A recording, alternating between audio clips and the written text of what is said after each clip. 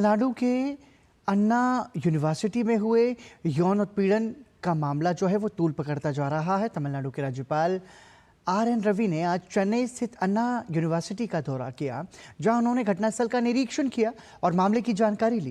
गौरतलब है कि अन्ना यूनिवर्सिटी कैंपस में 23 दिसंबर को एक छात्रा के साथ यौन उत्पीड़न का मामला सामने आया था। वहीं आज इस मामले पर सुनवाई करते हुए मद्रास उच्च न्यायालय ने जांच के लिए महिला आईपीएस अधिकारियों की एक विशेष जांच टीम एसआईटी का गठन किया है। मामले की सुनवाई करते हुए कोर्ट ने कहा कि पुलिस और विश्वविद्यालय की ओर से चूक हुई है और इसलिए वो एसआईटी बनाने के लिए इच्छुक है। कोर्ट ने कहा कि पीड़िता के व्यक्तिगत विवरण वाली एफआईआर के लीक होने को गंभीरता से लिया जाना चाहिए और इसकी जांच की जानी चाहिए। कोर्ट ने कहा कि एफआईआर लीक होना पुलिस की ओर से गंभीर चूक थी, जिससे पीड़िता और उसके परिवार को आघात पहुंचा है। साथ ही कोर्ट ने राज्य को पीड़ित लड़की को 25 लाख रुपए का अंतरिम मुआवजा देने का निर्देश दिया है और कहा है कि जिसे उन लोगों से वसूला जा सकता है जो कर्तव्य में लापरवाही और एफआईआर लीक करने के लिए जिम्मेदार थे। साथ ही कोर्ट ने कहा कि वर्तमान में आदेशित मुआवजा पीड़िता को आपराधिक मामलों में मुआवजा मांगने से नहीं रोकेगा। लड़की के साहस की सराहना करते हुए कोर्ट ने कहा कि विश्वविद्यालय को पीड़िता को ट्यूशन फीस, छात्रावास शुल्क, परीक्षा शुल्क, विविध शुल्क सहित कोई भी शुल्क लिए बिना उसकी शिक्षा पूरी करने की अनुमति देनी चाहिए। अदालत ने पुलिस महानिदेशक को पीड़िता और उसके परिवार को अंतरिम सुरक्षा देने का भी निर्देश दिया। कोर्ट ने कहा कि हमें उम्मीद है कि एसआईटी सही तरीके से जांच करेगी और दोनों मामलों में आरोप पत्र दाखिल करेगी।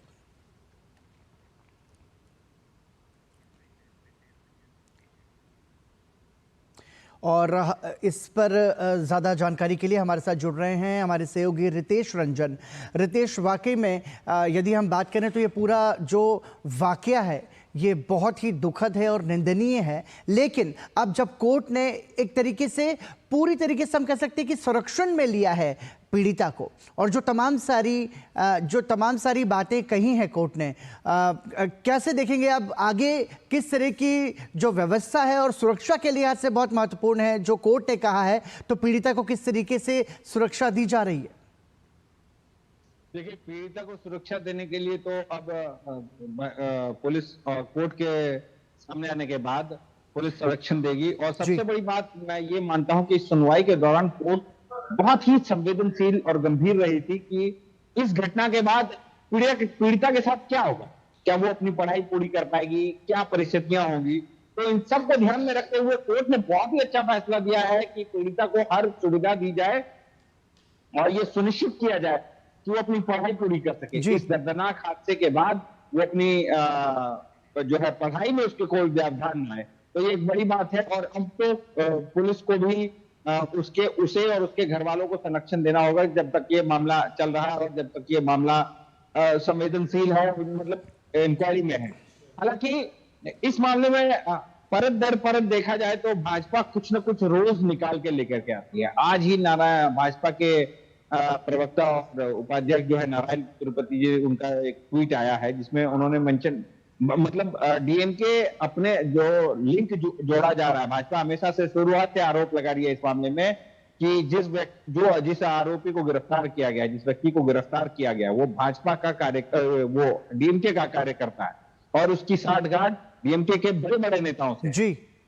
और इस संबंध में वो कई जो है इमेजेस, चित्रों को जारी किया है उन्होंने सोशल मीडिया पर। और आज एक नया उसमें प्रकरण जुड़ा है कि जब डीएमके के नेताओं ने इस चीज को सिरे से खारिज कर दिया कि उनके संबंध नहीं है, तब एक और तस्वीर आती है जिसमें राज्य के स्वास्थ्य मंत्री और डीएमके के कुछ वरिष्ठ नेतागण उसी व्यक्ति के घर पे बैठ करके खाना खा रहे हैं। जी जी। और ये तभी संभव है जबकि आपसी रिश्ते कुछ गहरे ना। तो मतलब सीधे तौर पर जो बलात्कारी है उसका डीएमके से संबंध है, लेकिन हम ये भी देख रहे हैं, देखिए कोर्ट ने कहा है कि इस पूरे मामले में लापरवाही है जिम्मेदार अधिकारियों की और पुलिस की भी लापरवाही है। एफआईआर कैसे लीक हो गई, ये बहुत बड़ा सवाल है। इस पर कोर्ट ने भी चिंता जताई है कि ये निश्चित रूप से आघात पीड़िता और उसके परिवार वालों के लिए भी है। तो कहीं ना कहीं चूक तो है, इसलिए एसआईटी का गठन किया गया है। देखिए, सरकारी वकील ने तो पहले इस चीज से सीधा सीधा पल्ला झाड़ने की कोशिश की थी कि इंडियन पेनल कोड और भारतीय न्याय संहिता इसके बदलाव के कारण जो है कुछ टेक्निकल ग्लिच की वजह से 14 लोगों ने इस एफआईआर को डाउनलोड किया है अब तक। और कोर्ट ने इस पे भी संज्ञान लिया और उन्होंने सीधा कहा कि चलिए जब से ये लागू हुआ है 1 जुलाई से, तब से लेकर के अब तक ऐसे कितने मामले हैं जिसमें ये ऐसे एफआईआर डाउनलोड किए गए, और इसका लेखा जोखा कोर्ट को देना होगा पुलिस को। और पुलिस आगे आकर के, और सबसे बड़ी बात कि पुलिस पे बहुत सख्त रही है, बहुत सख्त टिप्पणी की है कोर्ट ने, और इसमें ये समझ में आता है कि कोर्ट ने बहुत